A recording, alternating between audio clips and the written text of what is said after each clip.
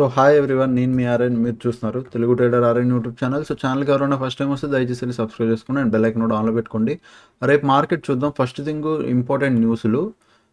Important న్యూస్కి వచ్చేసరికి first thing మీరు అర్థం చేసుకోవాలి, బిట్ కాయిన్ కంటిన్యూగా క్రాష్ అవుతుందండి. దానికి రిలేటెడ్గా ఎందుకు ఏంటి ఈచ్ అండ్ ఎవ్రీథింగ్ మాట్లాడదాం. First thing, bit coin founder ఎవరైతే ఉన్నారో సతోషి నాకమోటో. సో సింపుల్గా ఇతను ఎవరో తెలీదు. ఇక్కడ మీకు ఏదైతే ఫొటోస్ కనబడుతున్నాయో మీరు అనుకోవచ్చు ఇతనేమో అని. ఇతను కాదు. ఓకే, ఇతను కాదు.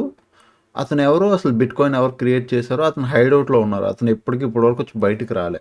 కాకపోతే ఇప్పుడు ఎందుకు బిట్ కాయిన్ కంటిన్యూగా పడుతుంది, దాని వెనకాల ఉన్న రీజన్స్ కన్ఫర్మ్ ఇదే అని కాదు. దాని వెనకాల ఉన్న మోస్ట్ థియరీ రూమర్స్, రీసెర్చ్ కానీ థీరీస్ కానీ లేకపోతే రూమర్స్ కానీ ఏం నడుస్తున్నాయంటే, ఈ ఎప్స్టీన్ ఫైల్స్ ఎవరైతే ఉన్నారు కదా, ఎప్స్టీన్, ఇతను కూడా బిట్ కాయిన్ క్రియేట్ చేయడానికి ఫండింగ్ చేశారు. So bit coin main creator ఆయనే. సో ఎవరైతే ఫండింగ్ చేశారో లేదా బిట్ కాయిన్ రిలేటెడ్గా ఎవరైతే నడిపారో ఇతను ఇంకొకరు, లేకపోతే మెయిన్ ఇతనే గాల, ఇతనే సతోషి గాల అని ఇది ఒక రూమర్ నడుస్తుంది. దానివల్ల ఎప్పుడైతే ఎప్స్టైన్ ఫైల్స్ అన్ని బయటకు వచ్చాయో అప్పటి నుంచి ఇది కూడా ఒకటి సర్క్యులేట్ అవుతూ బిట్ కాయిన్లో ఇంకొద్ది కరెక్షన్ ఎక్కువ పడుతుంది.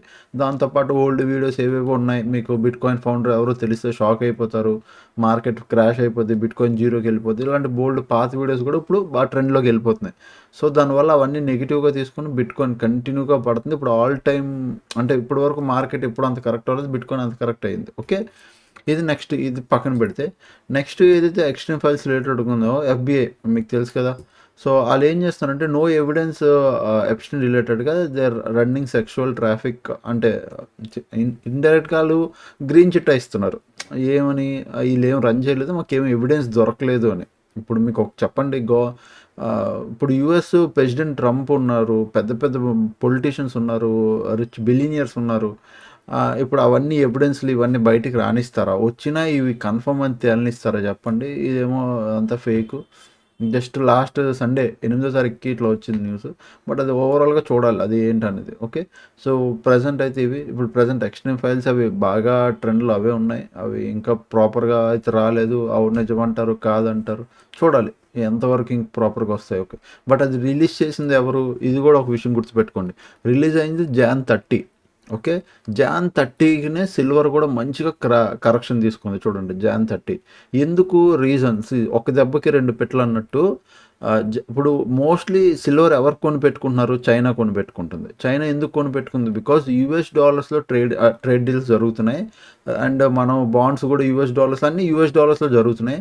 రేపు పొద్దున్న యూఎస్ ఎప్పుడైనా మన బాండ్స్ మనకు తిరిగి ఇవ్వాలన్నా లేకపోతే యూఎస్ డాలర్స్లో ట్రేడ్ ఏం జరగాలంటే యూఎస్ చేయను అని చెప్తే అప్పుడు ఏం చేయాలి? ఆల్రెడీ ఇది రష్యాతో జరిగింది. ఇప్పుడు మనందరం ఇంత అలర్ట్ అవ్వడానికి కారణం రష్యా బాండ్స్ అన్నీ యూఎస్లో తాకట్టు పెట్టి యూఎస్ కరెన్సీ తెచ్చుకొని వాళ్ళు అంటే అప్పు కింద తెచ్చుకొని నడుపుతున్నారు. రష్యా తిరిగి ఆ బాండ్స్ తీసుకోవాలి అంటే యూఎస్ ఇవ్వనని ఇస్తుంది. నేను ఇవ్వను, బాండ్లు ఏం చేస్తా చెయ్యంటే అప్పుడు జనాలకు అర్థమైంది, ఓకే ఇప్పుడు అంతా యూఎస్ మీద డిపెండ్ అయ్యి ఉండిపోతున్నాం.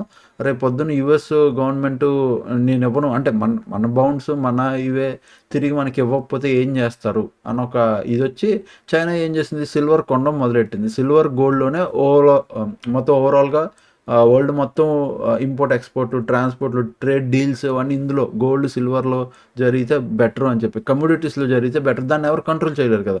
అట్లా బెటర్ అని సిల్వర్ మొత్తం కొనిపెట్టుకుంది. కావాలని ఎక్స్ట్రీమ్ ఫైల్స్ రిలీజ్ చేశారో అప్పుడు మరి రిలీజ్ అయ్యే తెలీదు. కాంగ్రెస్ గవర్నమెంట్ ఏదైతే యూఎస్ కాంగ్రెస్ కోర్టు ఉంటుందో, హైకోర్టు, అది రిలీజ్ చేసింది ఎగ్జాక్ట్ Jan 30. అప్పుడే మార్కెట్ ఫుల్గా పడింది. ఎవరైతే పీక్ నుంచి కొనిపెట్టుకున్నారో రిటైల్ ట్రేడర్స్ ట్రాప్ అయిపోయారు, నార్మల్ వాళ్ళు ట్రాప్ అయిపోయారు. మార్కెట్ వెళ్తుందా పైకి, లేదు. నేను ఈ లైన్ పెట్టుకున్నాను 222, దీని కిందకు కూడా వస్తుందని నా ఎక్స్పెక్టేషన్. సో అది అందుకు సిల్వర్ కూడా మంచి కరెక్షన్ పడింది. వచ్చే రోజుల్లో సిల్వర్ కూడా చూద్దాం మనం. ఓకే, అండ్ నెక్స్ట్ ఇప్పుడు ఎఫ్ఐడిఏ డేటాకి వస్తే, ఎఫ్ఐ డేటాలో వీళ్ళు ఏదో బై చేయాలా అన్నట్టు చేస్తున్నారు. బట్ డిఎస్ బై చేశారు, విచ్ ఇస్ వెరీ గుడ్. నాకు డిఎస్ బయింగ్ కావాలి, నాకు డిఎస్ బయింగ్ నచ్చింది. I'm very happy. Okay, and ఈరోజు 11th డేటా లోడ్ అవ్వలేదు, బట్ ఒకసారి 11th డేటా లోడ్ అయ్యి కూడా మీరు చెక్ చేయండి. అండ్ కమింగ్ టు మార్కెట్, ఇప్పుడు మనం నిఫ్టీ 50కి వద్దాం ఫస్ట్. అస్సలు ఏమైనా మార్కెట్ అయ్యా, అస్సలు లాస్ట్ 1-2 వీక్స్ నుంచి అస్సలు మార్కెట్లు బాగాలేవు. ఇండియన్ మార్కెట్లు ట్రేడ్ చేసే కెపాసిటీ లేదు. 1-2-3 దాని ముందు రోజు అసలు ట్రేడింగ్ సైడు స్కోప్ లేదు. ఎప్పుడైతే మార్కెట్ ఈ బిగ్ గ్యాప్ పడిందో అప్పటి నుంచి ఇదే పరిస్థితి మార్కెట్కి. అంటే సరిగ్గా ట్రేడ్లు దొరకట్లేదు, ట్రేడ్ సైడ్ అవ్వట్లేదు కూడా. చాలా వరస్ట్‌గా బిహేవ్ చేస్తుంది మార్కెట్. ఓకే. ఇవి కొన్ని సార్లు తప్పదు. ఫెబ్ మంత్ మీరు ఎవ్రీ ఇయర్ ఫెబ్‌కెళ్ళి చూడండి. వరస్ట్‌గానే బిహేవ్ చేస్తది. ఓకే. సో, ఇప్పుడు మనం 26,000 దగ్గర ఒక రెసిస్టెన్స్ పెట్టుకుందాం ఈ లెవెల్. అండ్ కింద జస్ట్ సపోర్టు నేను జస్ట్ ఈ లెవెల్ పెడుతున్నా. ఇగో ఇదొక సపోర్టు. ఓకే. మార్కెట్లు చూడండి స్క్వీజ్ అయి ఉన్నాయి. ట్రెండింగ్ మార్కెట్లు రావాలి. ఒక ట్రెండింగ్ మార్కెట్ రావాలి, పెండింగ్‌లో ఉంది. సో, ఇదొకటి, ఇదొకటి. సో, ఇవి సపోర్ట్‌లు. నేను సపోర్ట్‌లు గ్రీన్ కలర్ పెట్టుకుంటున్నా. చాలా సింపుల్ 3 లెవెల్స్ పెట్టుకుందామండి మనం. దానికి మించొద్దు. దాన్ని బట్టి మీకు తెలుస్తది. ఓకే. మనం ఎక్కడి వరకు పెట్టుకోవచ్చని. యెస్ ఇవే. ఓకే. ఇప్పుడు మీరు చూస్తే నేను జస్ట్ ఇక్కడ 2 థింగ్స్ నేను పెడుతున్నాను. మీరు అబ్జర్వ్ చేయండి. 26,000 ఒకటి. ఇవే లెవెల్స్. ఓకే. 26,000 దగ్గర ఏంటుంది? Round level. 26,000 is a round level and strong resistance. Previous ఇక్కడ పడింది. ఈరోజు మార్కెట్ ఓపెన్ అయి పడింది. ఏదో it is worst zone and trap area type. Okay. నాకు 26,000 పైన 30 మినిట్స్ క్యాండిల్ క్లోజ్, దానిపైన 15 మినిట్స్ క్యాండిల్ క్లోజ్ వస్తేనే అప్ సైడ్కి ప్లాన్ చేస్తా, లేకపోతే లేదు. ప్రజెంట్ మార్కెట్ 2 డేస్ నుంచి ఇదే వర్స్ట్ జోన్లో ఉంది.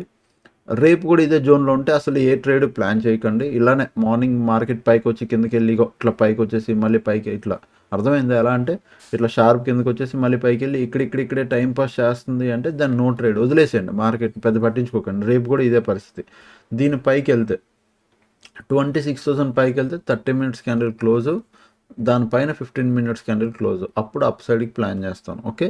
డౌన్ సైడ్ మాత్రం 25,900 కిందకు వస్తే మీరు జస్ట్ ఒక 30 మినిట్స్ క్యాండిల్ క్లోజ్ వస్తే చాలు, డౌన్ సైడ్ ప్లాన్ చేయొచ్చు. Which is very good. ఎందుకంటే మార్కెట్ 2 డేస్ నుంచి ఇదే రేంజ్లో ఉంది. డౌన్ సైడ్ బ్రేక్ అయితే ఈ రేంజ్ 25,780 వరకు రావడానికి చూస్తుంది. ఇంక ఇది కూడా బ్రేక్ అయితే దాన్ని గ్యాప్ కవర్ చేసుకోవడం చూస్తుంది. ఓకే. ఇది కూడా బ్రేక్ అయితే 25,780 బ్రేక్ అయితే, బట్ నా వరకు నా వ్యూ 25,900 కింద డౌన్, 26,000 పైన ఈ ఫార్మేషన్ వస్తే అప్పు, 25,900 కింద జస్ట్ 30 మినిట్స్ క్యాండిల్ క్లోజింగ్ వస్తే డౌన్. జస్ట్ అంతే సింపుల్గా రెండు levels which is very very effective levels అవి. మార్కెట్ రేంజ్లో ఉంటే ఇప్పుడు మార్కెట్ ఏముంది, బాగా స్క్వీజ్ రేంజ్లో ఉంది, చిన్నది నలిగిపోయి ఉంది మార్కెట్. ఎటో ఒకటి బ్లాస్ట్ అయిపోద్ది. సో ఇదో సపోర్టు, దెన్ ఇగో ఇదొక సపోర్టు. ఓకే. చాలామంది నాకు కామన్ క్వశ్చన్ అడుగుతారు, ఇప్పుడు మార్కెట్ స్క్వీజ్ అదే నేరో రేంజ్లో ఉంది కదా సార్, ఎటో ఒకటి అంటే కాల్ పుట్ రెండు బై చేసుకుని ఉండొచ్చు అని. పాయింట్ మీరు అర్థం చేసుకోండి. మార్కెట్ నేరో రేంజ్లో ఉంది, ఇక్కడ ఉంది, ఎటో ఒకటి బ్లాస్ట్ అవుతుంది. మీరు కాలు పుట్టు రెండు బై చేసుకుని కూర్చుంటారు, బాగానే ఉంది. ఇంకొక 2 రోజులు టైం పాస్ చేస్తే అప్పుడు ఏం చేస్తారో ఆ ఉన్న దాంట్లో కూడా ప్రీమియం డీకే అవుతుంది. అది రేపు అవుతుందా, ఎల్లుండి అవుతుందా, ఒక 2 రోజులు ఆగి అవుతుందా, అది మనం చెప్పలేం. బట్ ఎటో ఒకటి బ్లాస్ట్ అయ్యి ట్రెండింగ్ మార్కెట్ అయితే అవుతుంది. ఎందుకంటే స్క్వీజ్ మార్కెట్లు వస్తున్నాయి అంటే trending market big movement pending ఉన్నాయి. ఓకే. సింపుల్గా 84,441, 84,500 వేసుకుందాలే సింపుల్గా. 84,500 ఇది ఒక స్ట్రాంగ్ రెసిస్టెన్స్. దీనిపైన 30 మినిట్స్ క్యాండిల్ క్లోజ్, దానిపైన 15 మినిట్స్ క్యాండిల్ క్లోజ్, అప్పుడు మాత్రమే అప్ సైడ్ ప్లాన్ చేస్తాను నేను. ఓకే. ఇది అప్ సైడ్ లెవెల్. దీనిపైన వెళ్తే అది గ్యాప్ అప్పిడి వెళ్ళిన గ్యాప్ అప్పిడి దీనిపైన నాకు సేమ్ ఇదే ఫార్మేషన్ వచ్చిన ఫస్ట్ 30 మినిట్స్ ఫ్లాటెడ్ పైకి వెళ్ళిన ఏది ఉన్నా ఇదే బిగ్ గ్యాప్ డౌన్ వెయిట్ చేసేయండి. బిగ్ గ్యాప్ డౌన్ ఓపెన్ అయిపోయింది అనుకో, నిఫ్టీ అయినా సెన్సెక్స్ అయినా big gap up or big gap down open అయిపోతే మార్కెట్ ఏం చేస్తుంది తెలుసా, షార్ప్ వచ్చి ఇట్లా టైం పాస్ చేసేస్తుంది. షార్ప్ పైకి వెళ్ళి ఇట్లా టైం పాస్ చేసేస్తుంది. మొన్న చూడండి వచ్చిందా టైం పాసా, మార్కెట్ గ్యాప్ అప్ టైం పాసా, పడిందా టైం పాసా, అట్లా టైం పాస్లు చేసేస్తాయి. సో అట్లా టైం పాస్ అయిపోద్ది బిగ్ గ్యాప్ డౌన్కి. ఓకే. మనం ఏం చేస్తాం, if in case down side plan చేయాలి అంటే సింపుల్గా 84,100 దీని కింద నాకు ఒక 30 మినిట్స్ క్యాండిల్ క్లోజ్ వస్తే డౌన్, అలాగే 83,900 కింద కూడా డౌనే. ఇవి డౌన్ సైడ్ లెవెల్స్. ఓకే. ఈ రెండు డౌన్ సైడ్ లెవెల్స్, ఇవి పైన అప్ సైడ్ లెవెల్స్. ఇవి సెన్సెక్స్ అండ్ రేపు అది కూడా సెన్సెక్స్ ఎక్స్పైరీ విచ్ ఇస్ చూసుకొని ట్రేడ్ చేసుకుందాం. మోస్ట్లీ రేంజ్లో ఉందనుకో వర్స్ట్.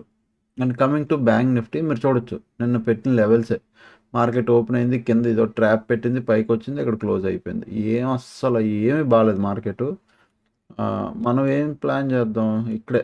బ్యాంక్ నిఫ్టీ అయినా నాకు కావాల్సింది దీనిపైన 60,800 పైన, దీనిపైన ఒక 30 మినిట్స్ క్యాండిల్ క్లోజ్, దానిపైన 15 మినిట్స్ క్యాండిల్ క్లోజ్, ఈ ఫార్మేషన్ రావాలి 60,800 పైన. డౌన్ సైడ్కి మాత్రం నేను 60,400 కిందే ప్లాన్ చేస్తాను. ఇగో దీని కింద మాత్రం ప్లాన్ చేస్తే ఇక్కడ గ్యాప్ ఉంది కదా, ఈ గ్యాప్ కవర్ అయ్యే వరకు. ఎందుకు ఇక్కడ ప్లాన్ చేయను అంటే ఇక్కడ ట్రాప్ ఏరియా ఉంది, మార్కెట్ పడినట్టు పడి పైకి వెళ్ళిపోయింది. సో దీని కిందకు వచ్చినా ఇలా వాలిటిలిటీ ట్రాప్ చేస్తుంది. సో అందుకు మనం ఇక్కడ డౌన్ సైడ్కి 60,400 కింద డౌన్ సైడ్ ప్లాన్ చేస్తాం, కానీ మధ్యలో అయితే ప్లాన్ చేయను.